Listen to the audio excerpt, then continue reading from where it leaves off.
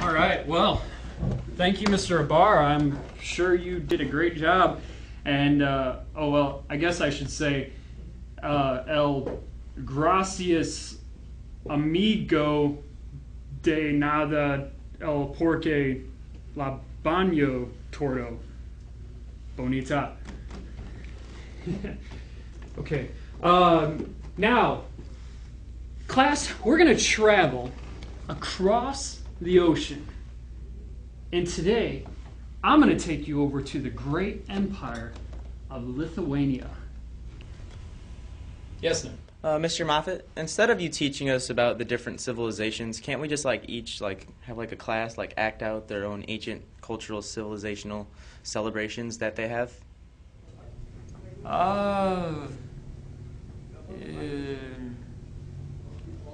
No. Every now and then as a teacher, you get asked a question that kind of puts you into a corner. You don't really know the answer for it, and instead of making up an answer, like a lot of teachers do, Mr. Long, you really don't know how to get around working that question. So, when I've been put into those situations, I have found a way to deflect that question away from me. And in those situations, I keep close to me at all times what I call my emergency question kit. And in this kit, I have my cell phone for emergency phone calls. I have headphones, so I don't have to hear the question. I have ketchup packets for freak nosebleeds. And for that question that I hope I never get asked, the emergency question of all emergency questions, I have rat poison. I really hope I don't have to use that one, though. Yes, sir. Mr. Moffat, when the Pilgrims came to America, what was their main method of travel coming to the Americas? Wow, great question, Tim. You know, when I think about the Pilgrims, and I just in their lives, and they were great people, and sometimes in life you run into problems, and as long as I've lived, there's been a lot of situations in life that I've imagined myself where it's kind of a excuse me, Mr. Moffat? Oh, yes, ma'am. You have a phone call in the office? Yes, ma'am. I'll be right down there. I'm sorry, class. There's probably an emergency, so I'm going to have to take off real fast. Just go ahead and read your history books, and I'll be right back in just a minute. You see, I have a multiple number of ways of deflecting those questions. Mitchell? What I think Nick was trying to say a minute ago is that we could celebrate the Christmases around the world by having a classroom Christmas party. I love it. I love that. Man, for once, finally, my students are thinking for themselves.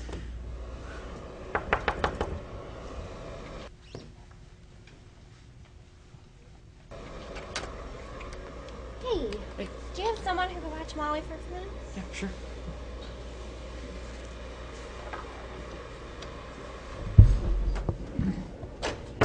Hey, my wife's cleaning Molly's cage. Is there anybody that would like to hold her? Sir, if you want me to, I'll take it outside and I'll destroy it for you. What? No, give it to me. All right, there you go. I love chinchillas. They just have those great personalities, you know? The kind that everyone can just relate to. They feel what we feel, eat what we eat. They cry when we cry. They are who we are. They're my true soulmates. I can't stand the fact that the school has this disease-infested environment running rampant in our classes. No wonder why we have so many sick kids in our school. These animals are the most well-known contractors of rabies and other diseases. This is not a chinchilla. This is a wild field rabbit, commonly found in the Midwest of America. This is a chinchilla, a rare breed marsupial family found in South America. I do believe in chinchillas. I do. I do. I do believe in chinchillas. I do. I do. Not now. Mommy's busy. All right, class. We're going to go ahead and have one of our brainstorming sessions, so let's all go and head to one of our brainstorming rooms. Every time Mr. Moffat wants to meet with us or have some time for us to brainstorm, he moves us into some random room in the school. He tells us that he feels that it opens up our minds so we can think better. He also says that there's some kind of conspiracy in the office through the classroom speakers. Every now and then there's a soft click over the speaker, and he says that the office is listening in on our conversations. We quickly have to leave the classroom and go to one of the so-called safe rooms. We even have to practice drills at times for all of us so that no one can ever know the secrets of Mr. Moffat's class. Okay, guys, for this year's Christmas party, we're going to need to raise a lot of extra money if we want to have one. So, I think we need to get together to help pay for the food and help pay for the gifts and help pay for everything else that's going to go into it. We need to get together some ideas that we can put together to maybe a fundraising idea that we can put together to raise a little bit of extra money. So, I'll open it up to you all, and any of you have any ideas of something that we can do? Okay. Not everyone at once. Okay. Tim. Okay. I think just a basic pie set would be great. That'll work out fine.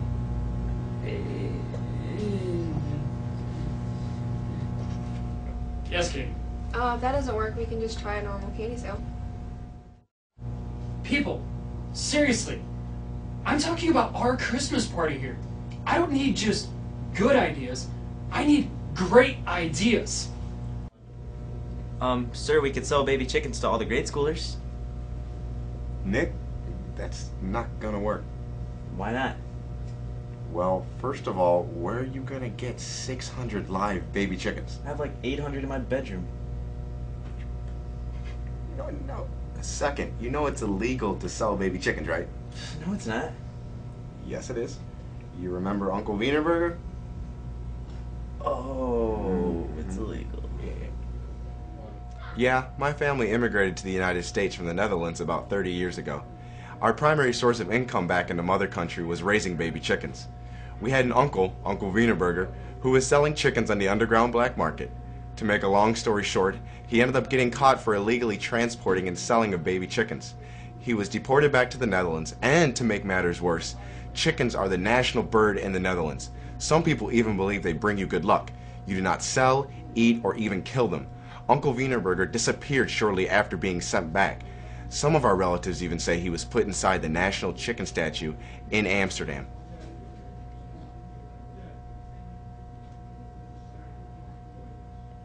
But who knows? Alright, well, I like where you guys are going with this chicken idea, but I'm going to kind of hit it from a different angle. Back when I was in high school one time, we had a car wash. In one day, we raised close to $15,000. And I think if we really put our hearts to it, I think tomorrow, if we had a car wash, we probably could raise about $15,000. Mr. Moffat, it's the middle of December and it's like 15 degrees outside. Tiffany, did Charlie Brown stop Christmas just because it was cold outside? No. What about Scrooge? Did he stop Christmas just because he had lots of money? Yes. Actually, he did most of his life. That's irrelevant, Tiffany. Did Cindy Lou Who stop Christmas just because the Grinch was trying to steal it? Well, no. Good then. So, everybody bring all your car wash supplies tomorrow and then get prepared to make some money.